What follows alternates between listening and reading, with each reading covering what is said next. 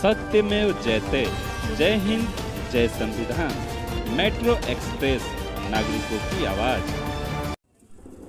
महाराष्ट्र के किसान प्याज की फसल की लागत मूल्य भी नहीं मिलने पर किसान बहुत परेशान है और आमरण उपोषण कर फांसी की मांग कर रहा है।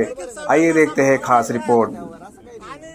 साहेब, आमचं लागणीचा खताचा खर्चच निघून नाही राहिला। काय तो माल विकून आमचं जर 15-2 पैसेच पडत नसत। साहेब माफ करा, नको आम्हाला ते कांदे नको, तुमचे पैसे नको। आम्ही या कांद्याचा जाळ करतो आणि आम्ही आता तुमच्या मार्केट कमिटीच्या आवारात आम्हाला सरळ काहीतरी तुम्ही गोळ्या झाडा, नाहीतर आम्हाला फाशी द्या। अहो साहेब, मागच्या वर्षी अति उत्पन्न झालं, शासनाने 350 रुपयाचं अनुदान घोषित केलं आणि भिकाऱ्यांसारखं आम्हाला एकदा 10,000 रुपये दिले आणि नंतर आता 10,000 दिले।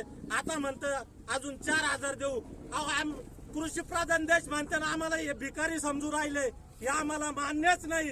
जसं नथुराम गोडसेंनी गांधीजींना गोळ्या घातल्या होत्या, तसं आता या कमलाबाईला गोळ्या घातल्याशिवाय आम्हाला शेतकऱ्यांनी आता कुठलाही पर्याय नाही। एक तर कमलाबाई संपवायची किंवा आता आम्हाला संपवलं तरी चालेल। हा लिलाव आम्हाला मंजूर नाही। विचारा कुठल्याही शेतकऱ्यांना, जर खर्चच सुटू नाही राहिला आमचा, या परिस्थितीला सुधारणार कोण? अहो, या आमदारांनी पावसाळ्या अधिवेशनात भरमसाठ स्वतःच्या त्या याच्यामध्ये माझी आमदारांना जी पेन्शन मिळती, सारा जर तुम्ही तुमचं स्वार्थच पाहता, मग शेतकऱ्याचा वाली तरी कोणीतरी मायबाप होणार। काय भाव गेला? 700 रुपये कांदा, आता 700चा कांदा आहे। 700चा कांदा कारण दाखवा, कांदा काय करायचं? कांदा आहे का? कारण दाखवा। पूर्ण लाईन चेक करा ना, पूर्ण लाईन चेक करा ना। मागे गेलाय तो, मागे याचा 600-800 रुपये असा भाव चालू आहे साहेब। आमचा बियाण्याचा, लागणीचा आणि खताचा खर्च नाही सुटू राहिला, मग ते कांदे विकायचे कशासाठी? दाखवा ना, काय मग घेऊ आपण तुमचा जो अहो काल पण तसाच गोंधळ झाला, प्रत्येक ठिकाणी होत आहे। नाही, बाजार भाव कमी झाले, पण मग शेतकऱ्यांना फक्त उपभोग वस्तू म्हणूनच वापरायची का? नुसतं तुम्ही कृषी प्रधान देश म्हणून समजायचं आणि शेतकऱ्यांच्या बाबतीत कुठलाही हिताचा निर्णय घेत नसाल तर काय आमचं शेतकऱ्यांचा जगून उपयोग काय? एकीकडे दुष्काळ, एक पट, दुसरीकडे या तालुक्यावर अन्याय झाला। येवल्यात बऱ्यापैकी पाणी झालं, तुमच्या मालेगाव मध्ये बऱ्यापैकी झालं, नांदगाव तालुक्यामध्ये श्रावण महिन्यापासून टँकर चालू आहे। या शासनाने, फडणवीस शिंदे सरकारने अन्याय केला। या दुष्काळ तालुक्यात ओरिजिनल दुष्काळ असून तालुक्याला टाळलं आणि त्या ठिकाणी काय म्हणे सदृश्य। आता या सदृश्याचा अर्थ आम्हाला साहेब तुम्ही तरी समजून सांगा, आम्ही तर शेतकरी। सदृश्य म्हणजे असतं काय?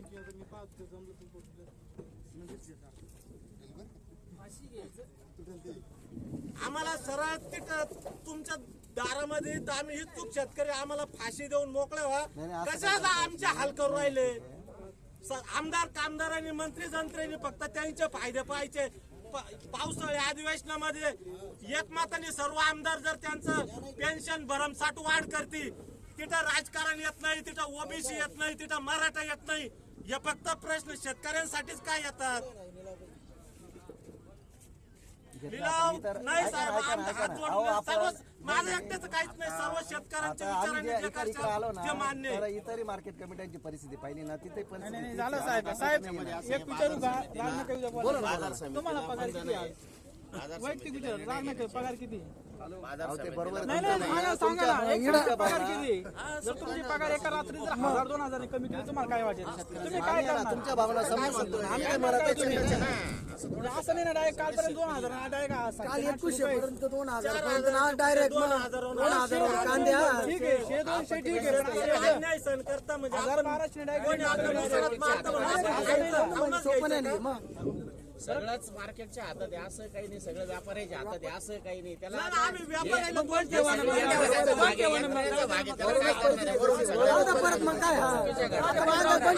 नांदगाव मार्केटच्या इतिहासात पहिल्यांदा असं घडलं 20 वर्षापासून मार्केटला ज्यावेळेस 2001 साली विलासराव देशमुखचं सरकार होतं, कांदा हस्तक्षेप योजना चालू केली होती। 350 रुपये क्विंटलनी महाराष्ट्रामध्ये असं पहिलं मार्केट होतं, कुठलाही भ्रष्टाचार झाला नव्हता। परंतु यावेळेस 350 रुपयामध्ये सर्वात जास्त महाराष्ट्रामध्ये नांदगाव मार्केट कमिटीमध्ये भ्रष्टाचार झाला आणि बोलतान मार्केटमध्ये भ्रष्टाचार झाला। व्यापारी आणि कर्मचारी यांनी संगणमताने सर्वात मोठा भ्रष्टाचार झाला आणि शेतकरी मायबापांना त्याचा 10,000 रुपये त्या भ्रष्टाचारामुळे आम्हाला पैसे देऊ राहिले. आज तो भ्रष्टाचार झाला नसता तर 1 रकमी रक्कम भेटली असती माझ्या शेतकरी मायबापांना.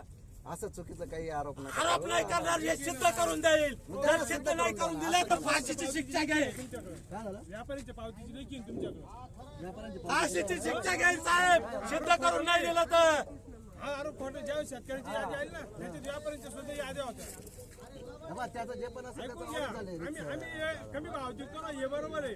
आमचे उदारी व्यापारी राहत हे बी तुम्हाला सांगितलेलं 4 वेळेस. नाही बा तुम्ही उधारी वगैरेचा विषय तो आहे ना तो आमच्या ऑफिसला चर्चा. मेट्रो एक्सप्रेस, नागरिकों की आवाज.